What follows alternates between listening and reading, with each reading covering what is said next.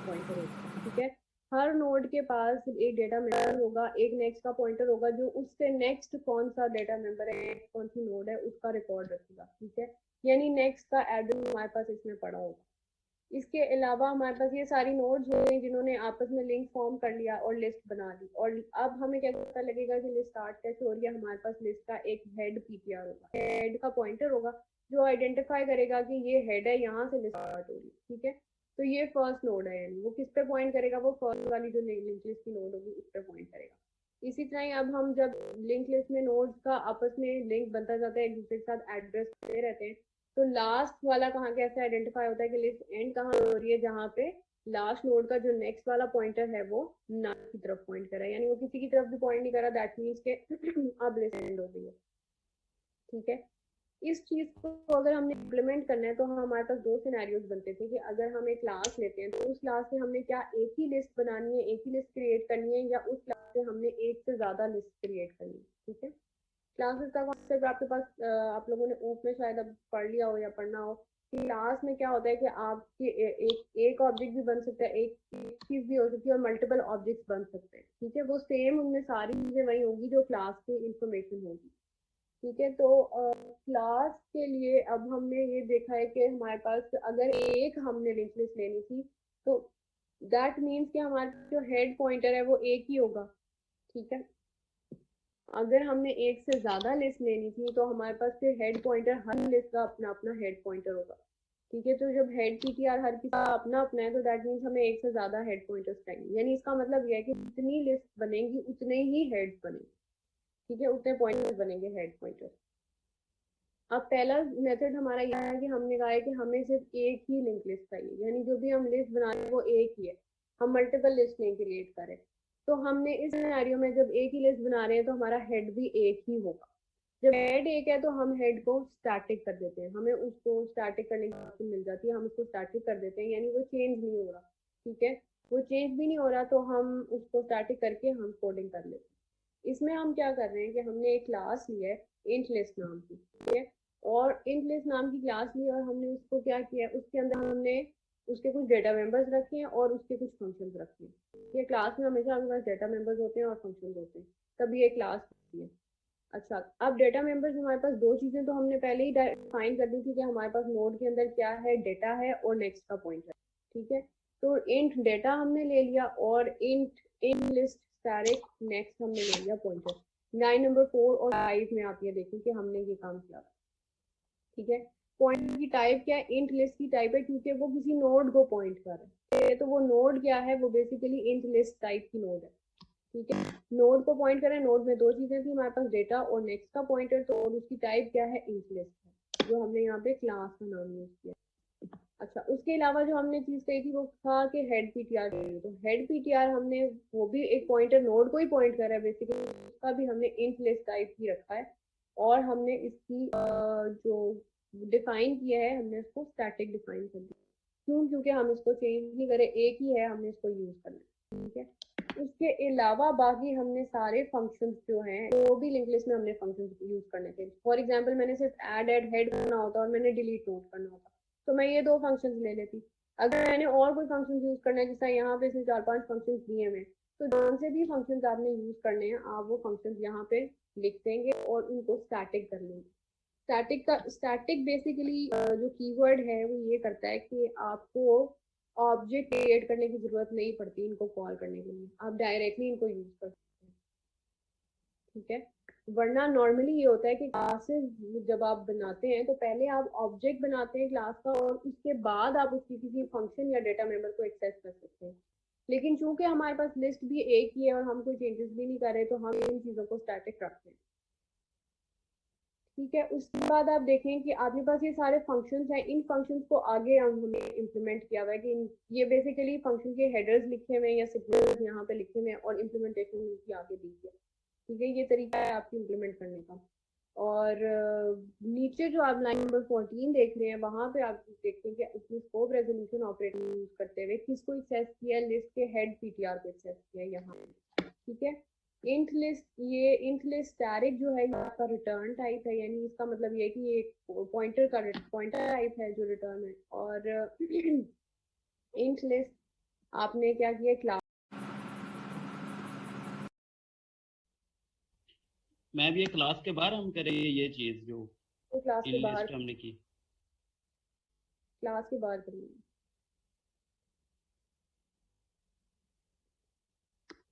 जब यहाँ line number 12 में देखो, जब आपके पास यहाँ सेमीकोलन लग जाता है ना, दैट मीन्स कि क्लास यहाँ पे एंड हो गई। क्लास में आपने जो भी लिखी है ना चीजें क्लास में, वो यहाँ पे एंड हो गई है। अब अगर आपने क्लास की चीजों को एक्सेस करना है, तो या तो आप ऑब्जेक्ट बना के करते हैं, ठीक है, या फिर आप स्कोप रेजोल्यूशन ऑपरेटर, ये जो दो डब्ल्यू सेमीकोलन है, इसको यूज करते हैं। स्कोप रेजोल्यूशन ऑपरेटर को यूज थोड़ा सा करते इसको हैं। एक्सप्लेन कर दे मैम, इसकी हमें समझ नहीं लग रही है। किसकी? मैम ये डबल है जो हमने दरमियान में यूज किया, इसलिए यूज करते हैं। ये स्कोप रेजोल्यूशन ऑपरेटर है। देखो, जब आप लोगों ने ऊप कभी पढ़ी नहीं है ना, ऊप पढ़ोगे तो आपको आइडिया होगा कि क्लास जो है ना, ये ब्रैकेट जो लाइन नंबर 2 पे है और जो ये ब्रैकेट है लाइन नंबर 12 पे, क्लास का इतना ही स्कोप है, ठीक है। इसके बाहर अगर आपने क्लास की किसी भी चीज को एक्सेस करना है, ठीक है, तो आपको दो काम कर सकते हैं आप, या तो आप उसका ऑब्जेक्ट बनाएंगे। अगर आप उसका ऑब्जेक्ट बनाते हैं, उसके ऑब्जेक्ट के थ्रू मैं किसी डेटा मेंबर को या किसी फंक्शन को कॉल कर सकती हूँ, ठीक है। इसके अलावा मैं क्लास की किसी चीज को एक्सेस नहीं कर सकती, क्योंकि ये क्लास के अंदर ये सारी इंकैप्सुलेशन हुई हुई है, हमारे पास इतनी एक्सेस नहीं है, ठीक है। क्लास के अंदर रहते हुए आपस में ये वाले फंक्शन इस डेटा को एक्सेस करना चाहे कर सकते हैं, कोई इशू नहीं है, क्लास के अपने हैं। लेकिन क्लास बाहर अगर किसी चीज को एक्सेस करना है, तो क्लास का ऑब्जेक्ट पहले बनेगा, फिर वो एक्सेस होगी, अदरवाइज आप उसको एक्सेस नहीं कर सकते, ठीक है। एक चीज तो ये है। दूसरी चीज ये है कि आप स्कोप रेजोल्यूशन ऑपरेटर यूज कर सकते हैं, यानी स्कोप रेजोल्यूशन हो रही है, स्कोप को रिजोल्व कर लिया आपने और ये ऑपरेटर को यूज किया, क्लास का यहाँ से लेके यहाँ तक का स्कोप था। लेकिन अगर क्लास के बाहर आपने किसी चीज को यूज करना है और ऑब्जेक्ट नहीं बना रहे आप, तो आप स्कोप रेजोल्यूशन ऑपरेटर यूज करेंगे और फिर क्लास के किसी भी डेटा मेंबर या किसी फंक्शन को एक्सेस करेंगे, ठीक है। यहाँ पे आपने क्लास का नाम लिखा है और उसके बाद स्कोप रेजोल्यूशन ऑपरेटर लगाया, यानी इस क्लास स्कोप के अंदर से आपने जाके क्या उठाया है, लिस्ट हेड पीटीआर उठाया, यानी इसका कोई डेटा मेंबर उठाया या एक पॉइंटर उठाया, ठीक है। हमने इसका ये पॉइंटर उठाया और उस पॉइंटर को किसके इक्वल कराया, नल के इक्वल कराया। यहाँ पे अगर मुझे फॉर एग्जाम्पल मैं कहती कि मुझे डेटा को इक्वल्स टू 10 करवाना, ठीक है, तो यहाँ पे फिर मैं क्या करती, इंट लिस्ट और लिस्ट हेड पीटीआर की जगह मैं क्या उठाती, डेटा उठाती, इक्वल टू 10 कर रही होती, ठीक है। और यहाँ इंट लिस्ट स्टैरिक की जगह में सिंपली इंट लेती, ठीक है। यानी जो भी चीज मुझे एक्सेस करनी है। अब इसी तरह अगर हम नेक्स्ट स्लाइड में देखें, तो आप ये देखेंगे यहाँ पे वॉइड है, एड नोड एड हेड है। अगर एड नोड एड हेड का फंक्शन था जो लाइन नंबर 7 पे है, तो मैंने इसको रीड करने के लिए पहले int list scope resolution operator add node add head लिया है, ठीक है। इसका जो रिटर्न टाइप था वॉइड था, मैंने वॉइड रखा है, और इसकी जो आगे हेडर था वो थी पैरामीटर्स थे इंट वैल्यू, तो वो लिया। यहाँ पे देखोगे ये आपका, ये वॉइड था, ये मैंने रिटर्न टाइप रखा, फिर क्लास का नाम इंट है, फिर स्कोप रेजोल्यूशन ऑपरेटर रखा और एड नोड एड हेड लिया और उसके आगे इसकी वैल्यू दी, ठीक है। तो ये इस तरह से आपकी नोड, इस फंक्शन को मैंने ऐसे एक्सेस किया, ठीक है।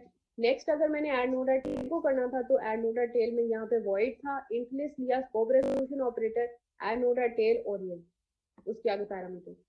इसी तरह अगर आप देखें तो आपके पास बाकी डिस्प्ले लिस्ट भी मैंने ऐसे ही लिया, डिस्प्ले स्पेसिफिक नोड भी ऐसे ही लिया, और उसमें आगे देखो यहाँ पे जो उसके पैरामीटर्स थे वो वॉइड था, तो हमने ये देखे यहाँ डिस्प्ले लिस्ट में उसके जो पैरामीटर्स है वो वॉइड है, तो वहां भी जाके हमने उसको वॉइड लिया, ठीक है। इसी तरह ये डिस्प्ले स्पेसिफिक नोड है, ये डिस्प्ले की वो है डिलीट नोड है।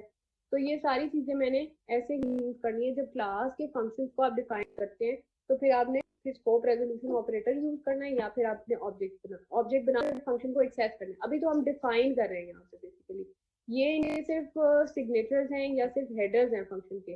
फंक्शन की कोडिंग कहाँ है वो हमने यहाँ की है। एक तरीका और भी है फंक्शन की कोडिंग करने का। अगर मैं यहाँ से ये वाली लाइन नंबर 2 से लेके लाइन नंबर 7 को यहाँ से कॉपी करके मैं इसको सिंपली यहाँ पे पेस्ट कर सकती हूँ लाइन नंबर 7 के बाद।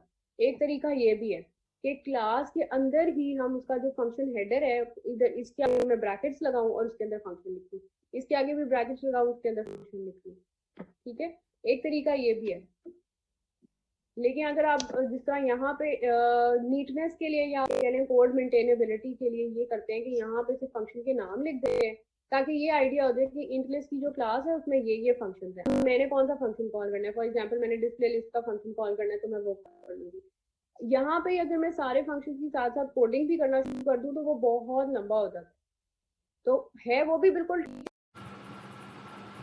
रख देते हैं या उसके प्लेसेस रख देते हैं, और बाकी जो है कोडिंग जो है वो हम थोड़ी सी सेपरेट कर देते हैं। यानी अगर आपको डिटेल्स चाहिए तो आप फिर कोड जाके देखते हैं, वरना आप सिंपली फंक्शन को कॉल करें और आपका काम हो जाए। मैम ये कोडिंग हमें इंट फंक्शन में वो मेन फंक्शन में लिखेंगे या दूसरे अलग से बनाएंगे कोडिंग कोई हम मेन से फंक्शन? बाहर लिखेंगे, मेन आपका ये है, ठीक है। ये सारी कोडिंग आपकी क्लास के अंदर की कोडिंग है। आपने क्लास में ये कोड लिखा, अगर क्लास में नहीं लिखा, आपने क्लास के नीचे लिखा है या अलग से लिखा है, ठीक है, लेकिन मेन से बाहर है ये, ठीक है। क्लास के ये क्लास की कोडिंग है बेसिकली। आपने ये क्लास के फंक्शन डिफाइन किए थे, मेन के अंदर आपने क्या करना है, आपने इंट लिस्ट है, उसका स्कोप रेजोल्यूशन ऑपरेटर है, जॉन सा फंक्शन आपने कॉल करना है, ये अब आपने फंक्शन को कॉल किया, ठीक है। यहाँ पे जो है वो फंक्शन को इम्प्लीमेंट कर रहे हैं, ठीक है। यहाँ पे मेन के अंदर क्या हो रहा है, मेन में फंक्शन की कॉलिंग हो रही है, यानी add node add tail call करना है। अब यहाँ पे आप कोई भी फंक्शन कॉल कर सकते हैं, किसी भी सीक्वेंस में कॉल कर सकते हैं। अब यहाँ पे क्या कॉल किया, ऐड नोड ऐड टेल, और उसको 20 पास कर दिया, ठीक है। इसी तरह डिस्प्ले लिस्ट है, डिस्प्ले लिस्ट के अंदर कुछ भी नहीं था तो int list, scope resolution operator और डिस्प्ले लिस्ट कर दिया, ठीक है। जिसके अंदर कोई वैल्यूज पास होनी थी उसमें वैल्यूज पास कर दी, जिसमें नहीं होनी थी उसमें नहीं पास, ठीक है। तो मेन आपका ये है, ठीक है जी। बेसिकली अब कोड में हम ये देख रहे थे कि कोड में क्या करना है कि हमने नोड ऐड हेड करना है। तो आप लोगों ने देखा था कि हमारे पास एक गिवन लिस्ट थी और एक नई नोड ऐड करनी थी। तो सबसे पहले अब आप लोग मुझे बताएं कि अगर मैंने नोड ऐड हेड करना है तो मैंने क्या करना है, अगर मेरे पास लिस्ट गिवन है या नहीं गिवन है तो क्या होगा, क्या सिनेरियो बनता है।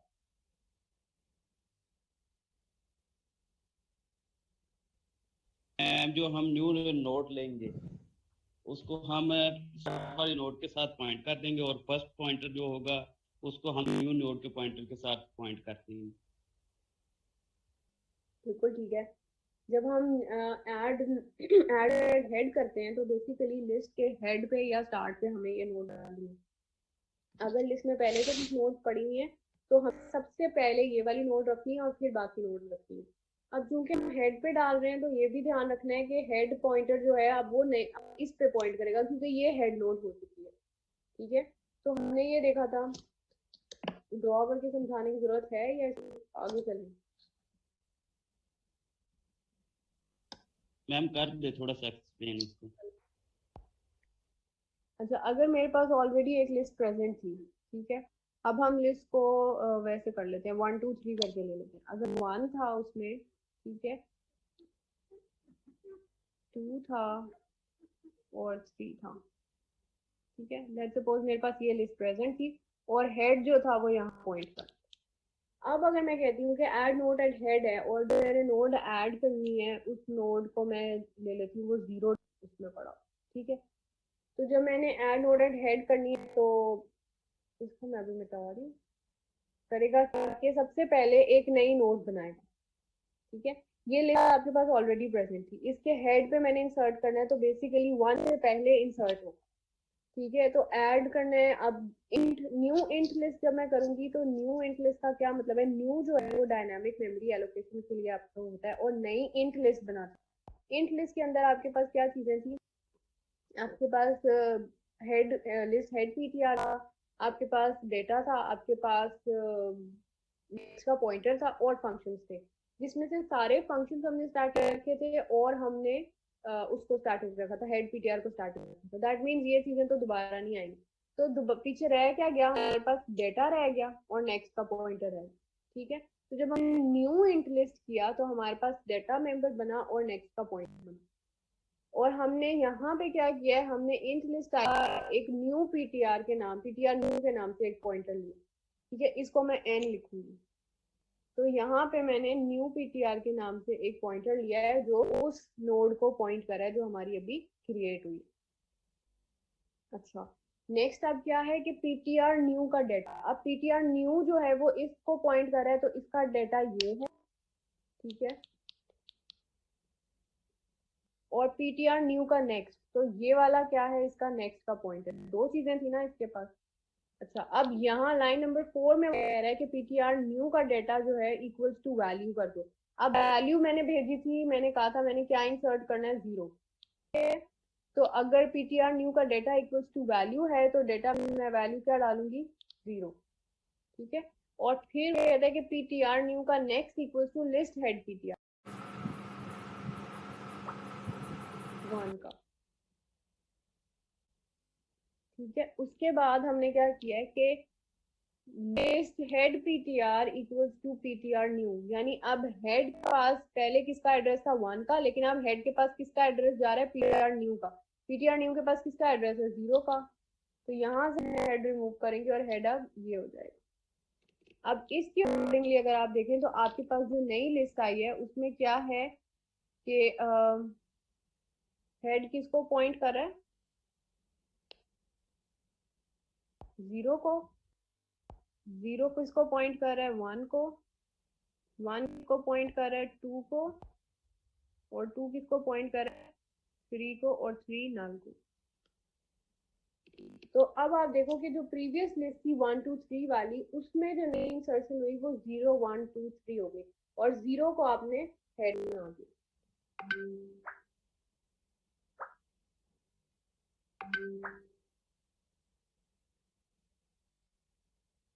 ठीक है, क्लियर है?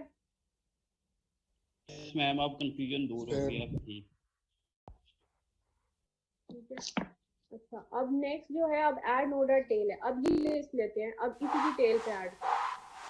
अब मुझे बताओ कि पास 1 2 3 की लिस्ट है, और अब मैं कहती हूँ कि आपने 4 ऐड करना है। ठीक है, वैल्यू यहाँ पे हमने 4 पास किया। अब यहाँ मुझे बताओ कि 4 ऐड करना है तो क्या होगा, नई लिस्ट में क्या होगा, 3 के बाद 4 एक नोड ऐड होगी जिसकी वैल्यू 4 होगी, ऐसा ही है। यस पहले एक मैम, न्यू पॉइंटर बनेगा, फिर उसको उसके साथ लिंक करेंगे लास्ट पॉइंटर के साथ। बिल्कुल, एक पहले हम क्या करेंगे, नई नोड बनाएंगे, और फिर नई नोड को Yes, ma'am. 3 के साथ यानी लास्ट नोड के साथ लिंक कर देंगे। लिंक ठीक कर है? देंगे। और जो नोड नई बनी होगी वो आप किसको पॉइंट करेगी, नल को पॉइंट करेगी, क्योंकि लिस्ट वहां पे एंड होनी है। Yes ma'am. वो फोर्थ वाली नोड बनेगी, जिस तरह 3 यहाँ पे नल को पॉइंट कर रहा है। अब 3 के बाद तो हम 4 को ले आए, अब 4 किसको पॉइंट करेगा, नल को। नल को मैम। ठीक है, क्योंकि अब 4 लास्ट नोड हो गई। अब ये देखो कि इसके लिए हमारे पास क्या जरूरी है कि हम 3 से नेक्स्ट, यानी 3 का थर्ड जो नोड नंबर, जो 3 वाली नोड है, यानी 3 जिसका डेटा मेंबर है, उसके नेक्स्ट का हम नेक्स्ट में हमें एड्रेस रखवाना है 4 का। 3 का नेक्स्ट में 4 को पॉइंट करना है ना, तो 3 के नेक्स्ट में हमने 4 का एड्रेस रखवाना है। यस मैम, ऐसी होगी। ठीक है, 3 के जो नोड, ये लास्ट वाली नोड है ना, ये वाली, इसके नेक्स्ट के पास 4 का एड्रेस होगा तो ही वो 4 को पॉइंट करेगा ना। यस तो मैम, हमें yes, इसका ma'am. मतलब नेक्स्ट में 4 वाली नोड का एड्रेस रखना है। अब हमारे पास इसका एड्रेस कैसे आएगा, हम वहां तक कैसे पहुंचेंगे। ठीक है, पहले Ma'am, हमने 3 तक पहुंचना है, फिर 3 के बाद 4 को रखवाना है। हमारे पास लास्ट पीटीआर तो नहीं है ना, जिस तरह यहाँ हेड पीटीआर है जिसको पता है कि ये फर्स्ट, हमारे पास लास्ट पीटीआर नहीं है, हमें नहीं पता कि 3 हम जब तक मैम 3 तक ट्रैवर्स कर लेंगे पूरी लिस्ट को, ट्रैवर्स मैम करके हेड पीटीआर से कर लेंगे। 3 तक चले जाएंगे। ऐसे ही है, हम पूरी लिस्ट रिवर्स करके 3 तक जाएंगे, फिर 3 के नेक्स्ट को 4 इक्वल करा के बात खत्म हो जाएगी। अच्छा, अब इसके लिए सबसे पहले क्या करना है, अब जब हमने ऐड नोड करनी है तो पहला काम तो आप सबको ये पता होना चाहिए कि हमने एक नई नोड बनानी है। जब ऐड करनी है तो नई बनानी पड़ेगी। ठीक है, तो सबसे पहले लाइन नंबर 10 में सबसे पहली चीज देख लो, न्यू इंट लिस्ट। इसका मतलब कि एक नई नोड बन गई, यहाँ बना लेते हैं। ठीक है, अब इसको पॉइंट क्या कर रहा है, न्यू पीटीआर इसको पॉइंट कर रहा है, तो यहाँ पे हमने एक न्यू पीटीआर भी बना लिया। ठीक है, एक और उसने चीज रखी है, वो उसने रखा है कि एक टेम्पररी पॉइंटर है जो हेड को पॉइंट कर रहा है, जो हमें मूव कराना होगा। ठीक है, इसीलिए यहाँ पे एक टेम्पररी पॉइंटर ले लिया जो हेड को पॉइंट कर रहा है। ठीक हो गया। अच्छा, अब लाइन नंबर 11 पे आप देखेंगे डेटा में क्या वैल्यू रखवा, पीटीआर न्यू के डेटा में क्या वैल्यू रखवाई है, 4, क्योंकि यहाँ से हमने वैल्यू क्या पास की थी, 4।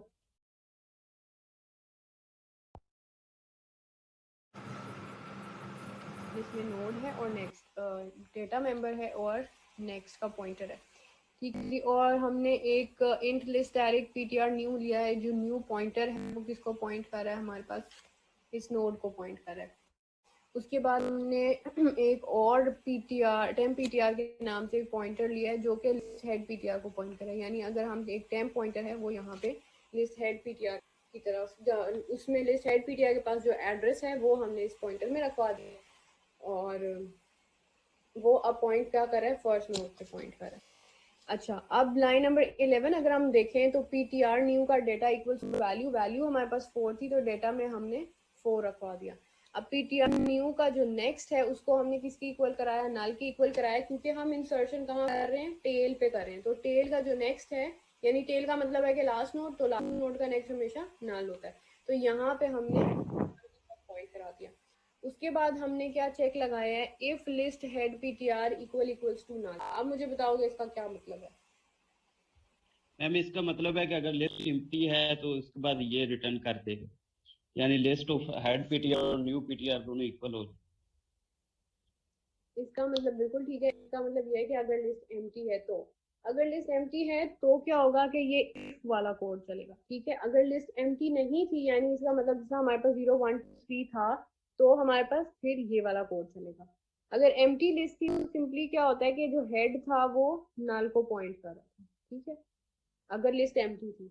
तो अब पहले हम एम्प्टी लिस्ट को देखते हैं, फिर हम वापस अपनी लिस्ट पे आते हैं। अगर हमने कहा कि लिस्ट एम्प्टी थी तो दैट मीन्स कि list head PTR equals to new PTR, यानी इसका मतलब ये है कि अब हेड को नल से छोड़ के न्यू पीटीआर की तरफ पॉइंट करवा दो।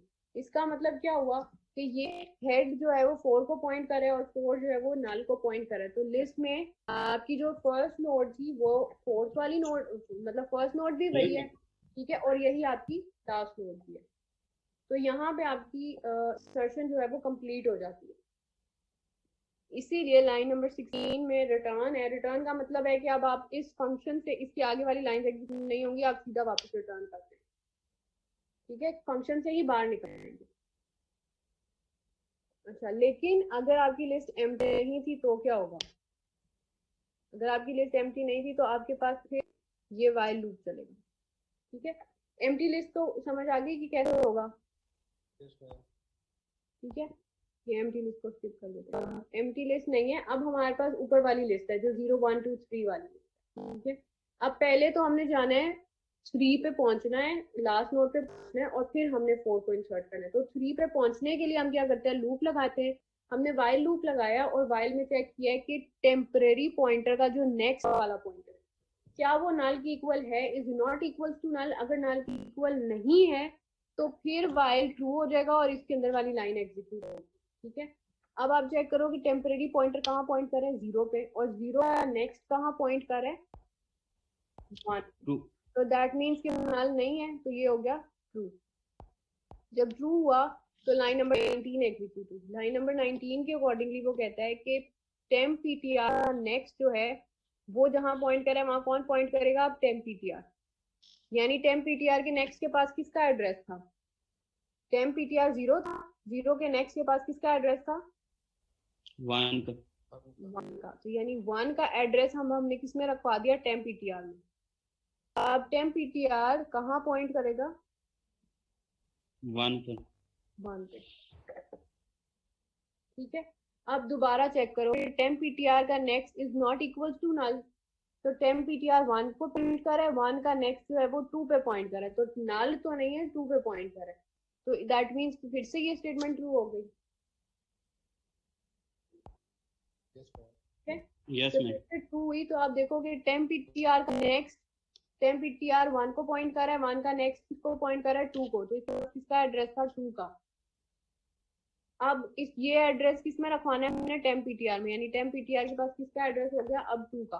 तो अब टेम्प पीटीआर ने यहाँ से छोड़ के तो 2 की तरफ पॉइंट करना शुरू कर दिया। फिर चेक करेंगे, अब टेम्प पीटीआर का next is not equal to null, temp PTR किसको पॉइंट कर रहा है, 2 को। तो 2 का जो नेक्स्ट है वो इक्वल टू 3 है, वो नल तो नहीं है, तो यहाँ फिर से ये ट्रू हो गया। अब टेम्प पीटीआर टेम्प पीटीआर का जो नेक्स्ट है वो किसको पॉइंट कर रहा है, टेम्प पीटीआर 2 को पॉइंट कर रहा है, 2 का नेक्स्ट 3 को पॉइंट कर रहा है। तो यहाँ पे अब एड्रेस किसका आ गया, 3 का, ठीक है।